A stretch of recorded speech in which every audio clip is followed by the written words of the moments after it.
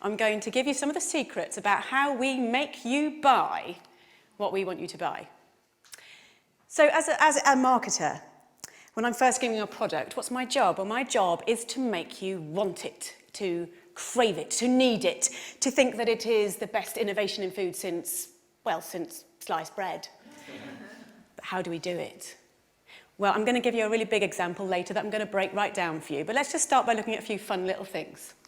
So here we have Shreddies, an old favourite, been around for years, very popular in the UK and Canada.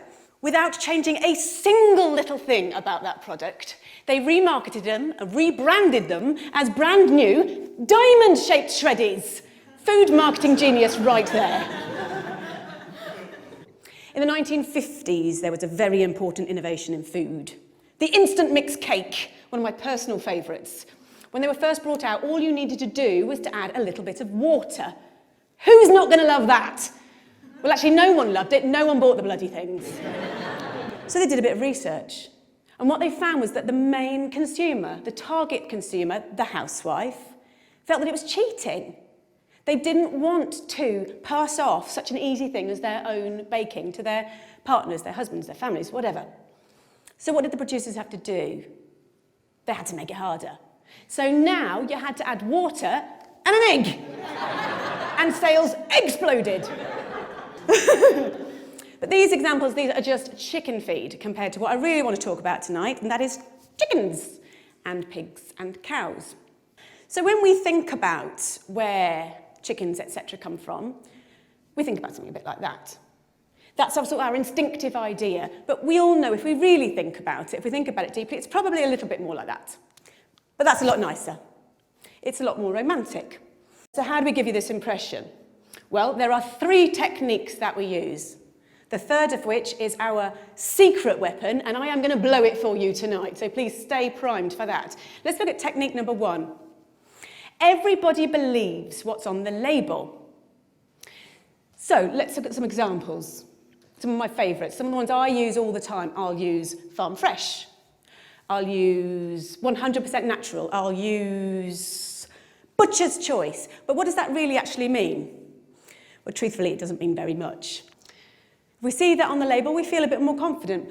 But let's have a look at what a farm really looks like. It probably looks like that. Now, this is a concentrated animal feeding operation.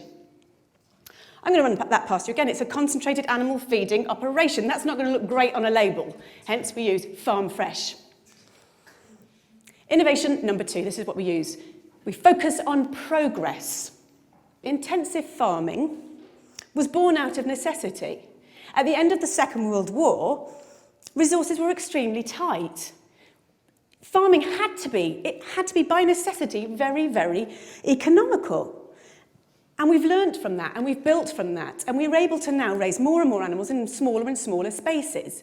So we've got extremely good at it. If we looked at a room of about this size, and this were turned into a chicken barn, it's a 100-seat theatre, how many chickens could we probably fit in this room now? I'm going to say about 4,000. It's pretty impressive, isn't it? It'd probably look a little bit like that. Now, the public aren't going to be massively keen on that idea, and it's my job to make them feel a little bit better about it. So how do I do it?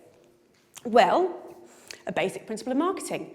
We use the right choice of words, and by using the right choice of words, we can make the conversation, we can focus the conversation the way we want it to. So we'll use an example like this. When you look at that picture, where is your eye drawn? It's drawn right to the middle of the page, massive letters, we've got strive to optimise. What we're looking at in the picture, in reverse, looks a bit like that, but this looks a lot nicer, because we're looking at strive to optimise. It makes us feel that there's progress. We feel good. So the challenge for the marketers is to make the public feel comfortable about what they're seeing. One of the side effects of intensive farming, of having so many animals in such a small space, unfortunately, is obviously disease, because you put so many animals into a small space, they're going to get sick. It is no secret that 50% of all the antibiotics in the world are used on farmed animals. So how do we make the public feel okay with this? How does that happen? My job. How do I do it? I use the language of innovation. So we're going back to our old friends at porkcares.org. And what they do is they say, as farming has become more efficient, veterinarians have incorporated new technologies and methods into practice. This makes us feel good. This is positive. Yeah? This is progress.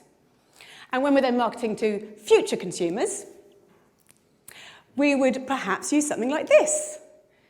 This is a colouring book. Pigs and pork. It's absolutely gorgeous. And what we're doing here is we're getting the children to focus on the fact that we're using innovation. So by bringing the pigs out from the muddy fields and into the clean barns, we're taking them away from all that nasty, dirty mud and all the diseases that are lurking there within. Positive. So onto our secret weapon. This is what we really need to focus on. So these two techniques alone, they are not going to work. We need a secret weapon, number 3. It is actually in this room right now. Secret weapon! It is you. So how do we do it? When you're in the supermarket, you don't want to think about where those products have come from. You don't want to think about how those animals have been reared, how they've been treated. The power of willful ignorance cannot be overstated. This is systemised cruelty on a massive scale, and we only get away with it because everyone is prepared to look the other way. Thank you.